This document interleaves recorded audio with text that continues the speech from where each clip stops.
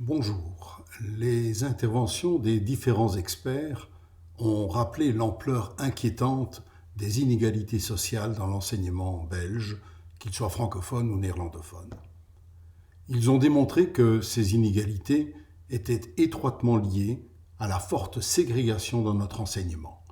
En effet, plus qu'ailleurs, nous séparons les enfants selon leur origine sociale, culturelle ou ethnique.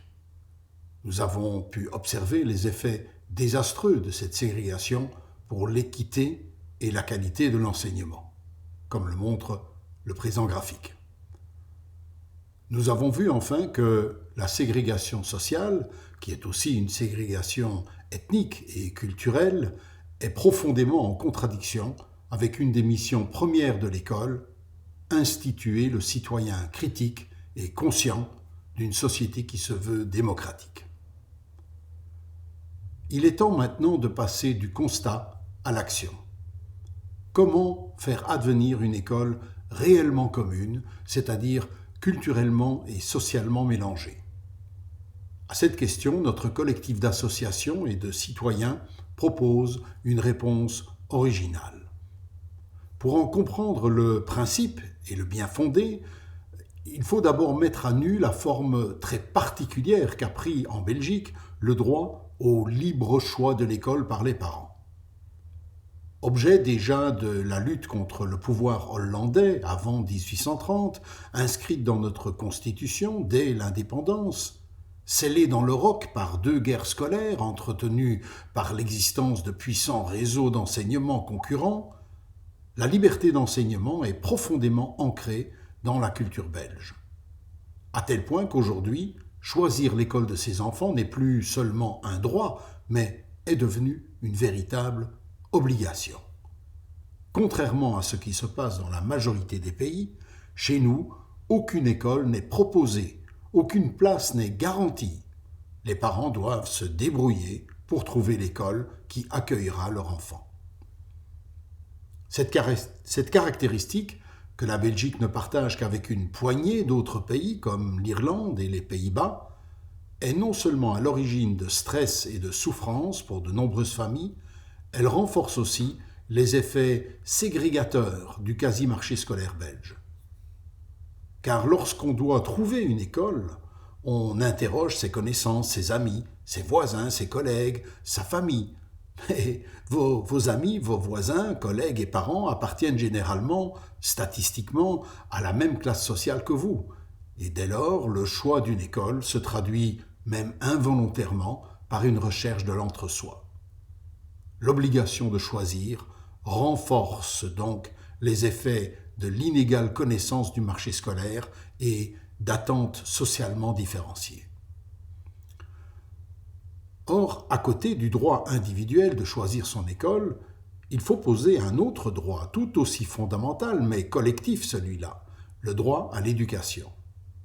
Celui-ci implique que chaque enfant doit avoir l'assurance d'une scolarisation dans une école facilement accessible, offrant un enseignement de qualité. Il faut donc la garantie d'une place, dans une école proche du domicile, à des conditions financières abordables et idéalement gratuitement, et dans une bonne école, donc certainement pas une école ghetto, qui serait néfaste à la qualité des apprentissages et qui serait contraire au principe d'une éducation citoyenne démocratique. La question est donc, comment concilier ces deux droits apparemment contradictoires ? Le droit individuel de choisir librement son école et le droit collectif à une éducation de qualité. Cela nous conduit logiquement au principe suivant. Premièrement, au lieu de dire aux parents « débrouillez-vous pour trouver une école », on va d'emblée leur en proposer une. Deuxièmement, on va s'arranger pour que ces propositions d'affectation combinent le mieux possible, autant que faire se peut, en fonction des réalités socio-géographiques locales, qu'elles combinent le mieux possible les objectifs de proximité et de mixité sociale. Troisièmement, on laisse les parents totalement libres d'accepter ou de refuser l'école proposée. S'ils acceptent la proposition, ils ont certes l'avantage de ne pas devoir chercher une place ailleurs, mais la liberté d'enseignement reste inviolée.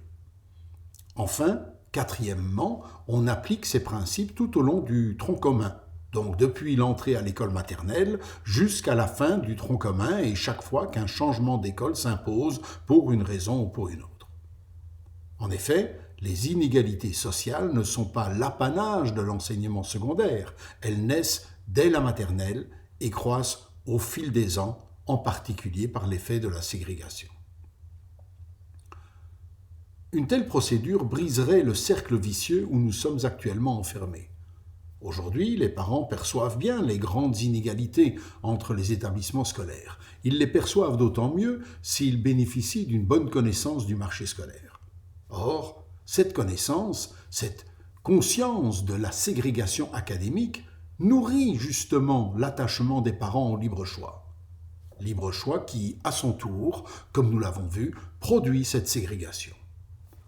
En répartissant d'emblée les élèves, au moins ceux qui auront accepté l'école proposée, de façon plus hétérogène sur tous les établissements, on diminue la ségrégation et on diminue donc l'attachement au libre choix. Bref, on brise le cercle vicieux. Pour concrétiser tout cela, je voudrais vous présenter un exemple de scénario, un exemple de mise en œuvre possible de ces principes généraux.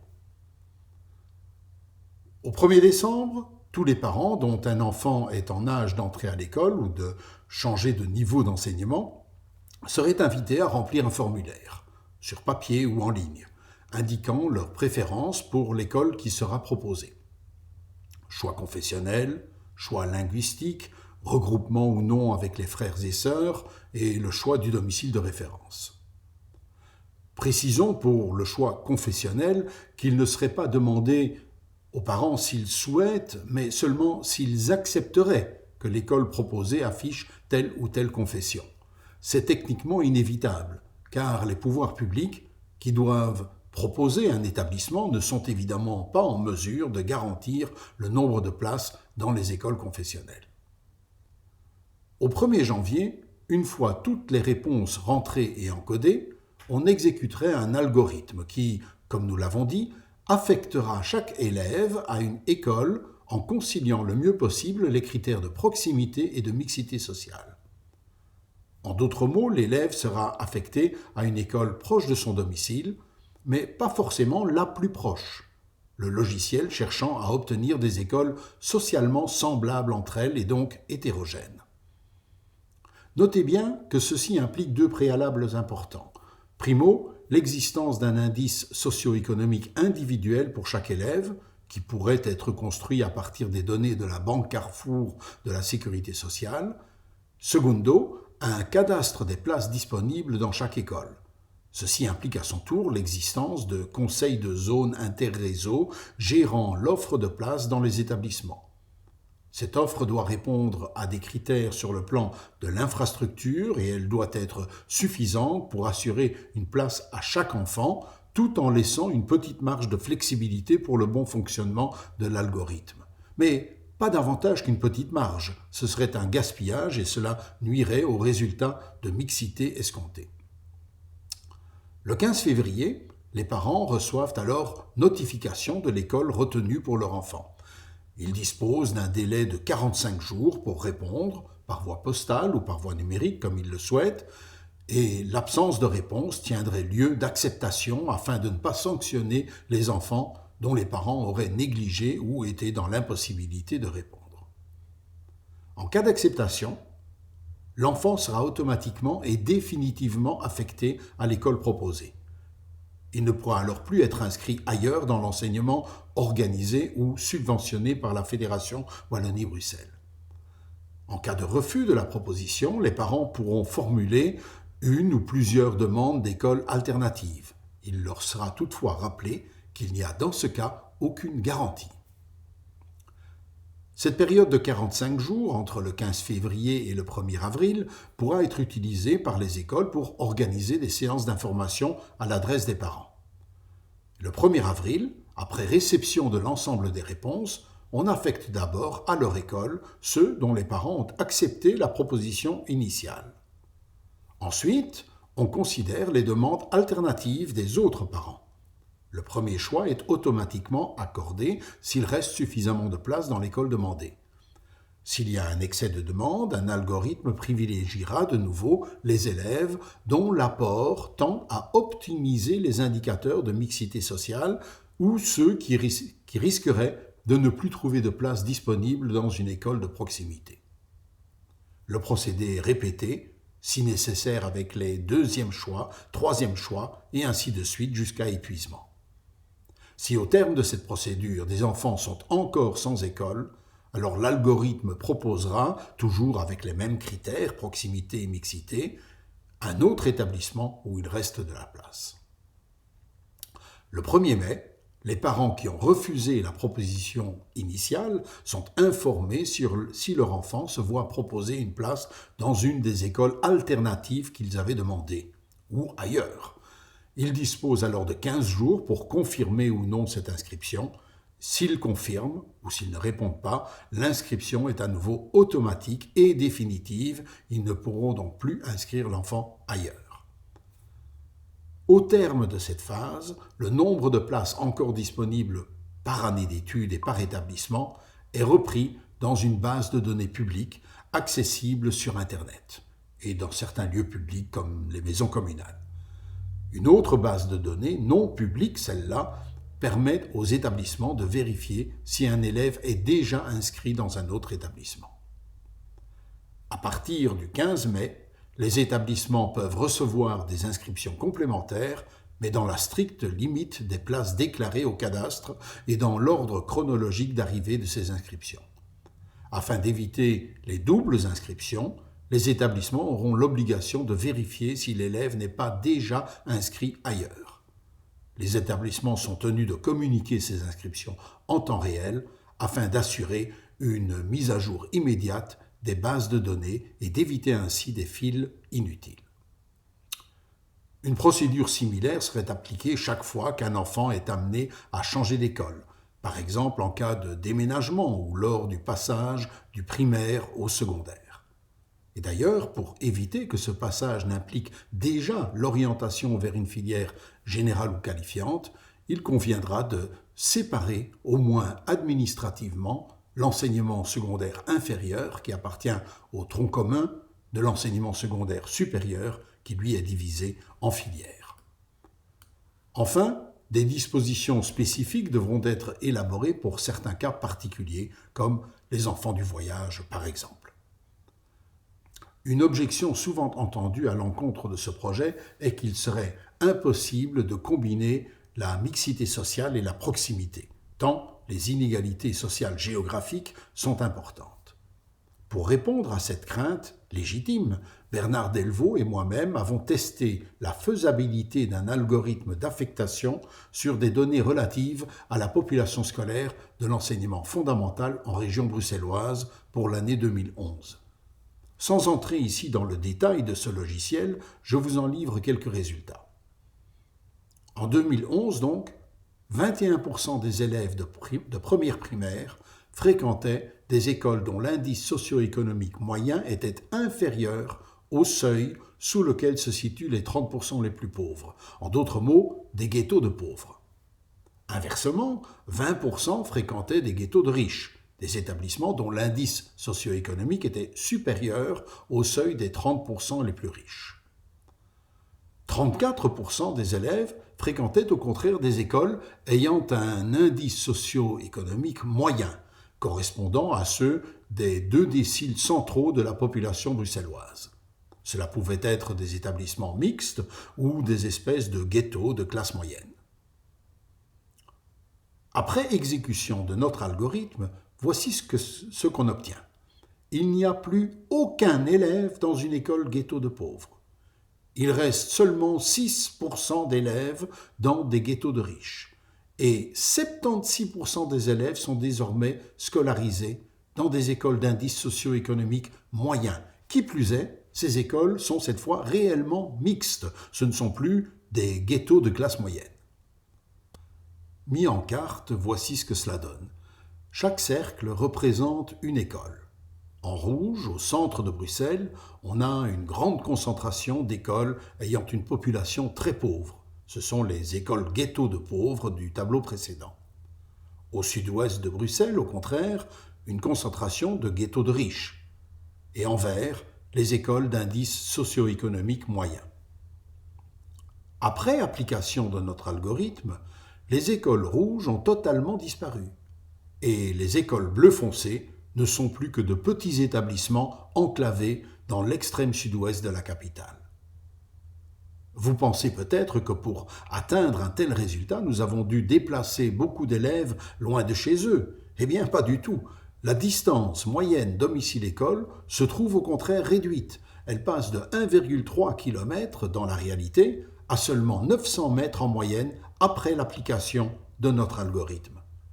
Alors que, aujourd'hui, dans la réalité, 2/3 des élèves sont scolarisés jusqu'à 2,8 km de leur domicile, nous les ramenons à 1,6 km. Aujourd'hui, 20% des élèves doivent parcourir plus de 2 km pour se rendre à l'école et 6% même plus de 4 km. Et nous ramenons ces pourcentages à 11% et 0% respectivement. Ainsi, même dans une ville de grande dimension, caractérisée à la fois par une forte inégalité sociale et par une forte ségrégation urbaine, il semble parfaitement possible d'affecter les élèves aux écoles en combinant proximité et mixité sociale.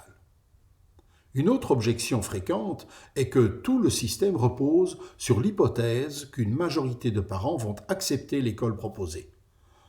Or, ce que semblent montrer les études sociologiques dans de très nombreux pays, c'est que les parents de classe populaire ont tendance à accepter l'école désignée ou proposée par les autorités. De ce fait, il y aura de toute manière une base populaire dans chaque établissement. Même si une majorité de parents de milieux plus favorisés devait préférer décliner l'offre qui leur sera faite, cela ne leur permettra tout de même plus de retrouver une école de l'entre-soi. La mixité sociale sera devenue un fait incontournable et l'attrait de la stratégie consistant à jouer la carte du libre choix s'en trouvera réduite d'autant. Une autre objection ou interrogation fréquente concerne les écoles à pédagogie spéciale. Nous pensons que cette question est hors sujet.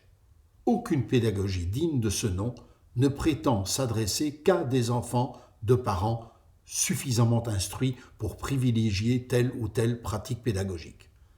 Comme l'a dit très justement Danielle Blumfarb, présidente du mouvement Éducation populaire pédagogie Freinet à propos de notre initiative, c'est aussi une manière d'apporter ce en quoi nous croyons à des familles qui sont moins au courant des choix possibles.